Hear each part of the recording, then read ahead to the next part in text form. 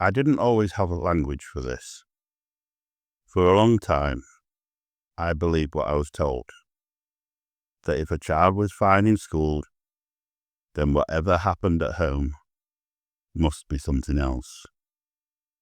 Bad behaviour, lack of boundaries, parenting issues. But over time, patterns started repeating themselves too consistently to ignore. Children who held it together all day, only to unravel the moment they walked through the front door. And at first, that looks confusing. Because how can someone be coping for 6 hours and then suddenly not cope at all? But that question assumes coping is something you have, not something you spend. What I began to notice was this. School wasn't where the child felt safe enough to fall apart. Home was. So what looked like regression was actually release.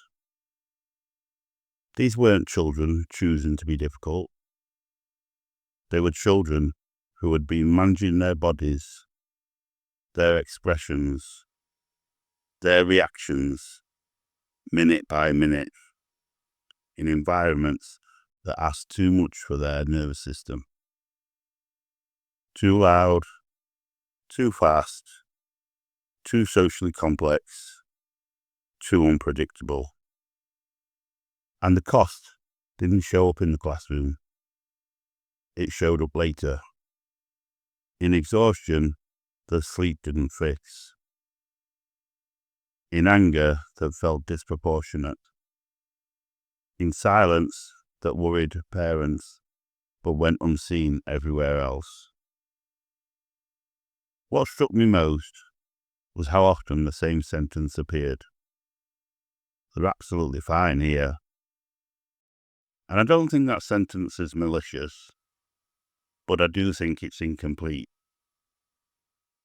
Because fine can mean compliant. It can mean contained. It can mean a child has learned exactly how much of themselves is safe to show. That's not resilience. That's endurance. And endurance always has a bill attached. It's just rarely paid in public.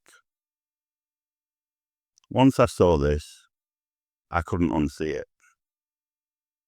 A child collapsing at home wasn't evidence of failure. It was evidence of trust.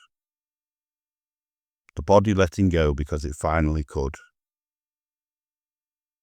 So now, when I hear a child is fine in school, but falling apart elsewhere, I don't ask what's wrong with the child. I ask what they're holding together and how long they've been holding their breath. Because the children we miss most aren't the loud ones. They're the ones performing so well, no one realizes. They're the ones performing so well, no one realizes how close they are to disappearing underneath it.